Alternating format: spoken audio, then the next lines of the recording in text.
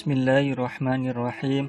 Assalamualaikum warahmatullahi wabarakatuh. Alhamdulillahi rabbil alamin. Wabihi nasta'in ala umuri dunya waddin. Assalatu wassalamu ala asrafil anbiya'i wal mursalin, Sayyidina wa maulana Muhammadin wa ala alihi wa sahbihi ajma'in, amma ba'du. Pertama-tama marilah senantiasa kita panjatkan puji dan syukur kehadirat Allah Subhanahu wa taala yang telah melimpahkan rahmat dan hidayahnya kepada kita semuanya, sehingga pada hari ini kita masih diberikan kesempatan untuk menjalankan ibadah puasa tanpa ada suatu halangan apapun. Tak lupa sholawat serta salam senantiasa kita aturkan kepada uswatun hasanah kita, Nabiullah Muhammad sallallahu alaihi wasallam, yang senantiasa kita harapkan syafaatnya kelak di yaumil qiyamah. Allahumma amin. Bapak Ibu yang dirahmati oleh Allah Subhanahu wa taala, pada kesempatan kali ini perkenankanlah saya menyampaikan sebuah kultum dengan topik membangun masyarakat sejahtera dengan ketakwaan.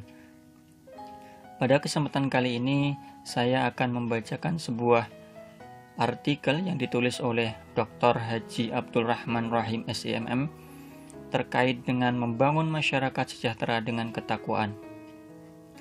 Ibadah puasa di bulan Ramadan merupakan suatu proses pendidikan yang berkelanjutan dan berkesinambungan bagi orang-orang yang beriman, yang menghantarkannya pada puncak nilai-nilai kemanusiaan yang disebut dengan takwa, kebahagiaan, dan kesejahteraan, sesuai dengan firman Allah dalam surat Al-Hujurat ayat 13 yang artinya, "Hai manusia, sesungguhnya kami menciptakan kamu dari seorang laki-laki dan seorang perempuan dan menjadikan kamu berbangsa-bangsa dan bersuku-suku supaya kamu saling kenal mengenal. Sesungguhnya orang yang paling mulia di antara kamu di sisi Allah adalah orang yang paling bertakwa di antara kamu. Sesungguhnya Allah Maha Mengetahui lagi Maha Mengenal."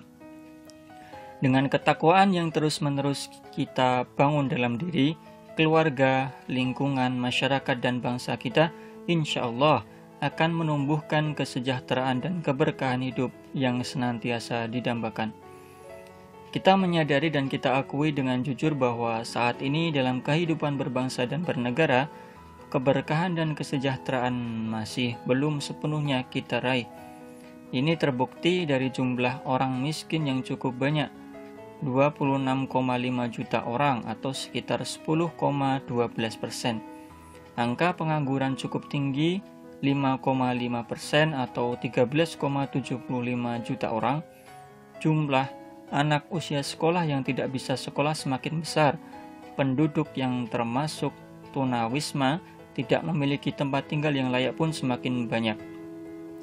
Kemiskinan ini diperparah dengan banyaknya musibah yang menimpa masyarakat dan bangsa kita, seperti banjir, longsor, gempa bumi, dan juga badai. Ditambah lagi kini semakin banyak para pekerja yang di PHK oleh perusahaan tempat mereka bekerja. Kondisi ini terasa ironis dan sangat kontradiktif jika dikaitkan dengan kondisi tanah negara kita yang sangat subur, sumber alam yang melimpah ruah. Namun, hal ini tidaklah mengherankan jika dilihat dari ajaran Islam itu sendiri. Di dalam Al-Quran tidak ada satu ayat pun yang mengkaitkan kesuburan dengan kemakmuran. Artinya, negara yang subur tidak otomatis rakyatnya akan menjadi makmur. Bahkan kesuburan akan menjadi malapetaka kalau disertai dengan kekufuran.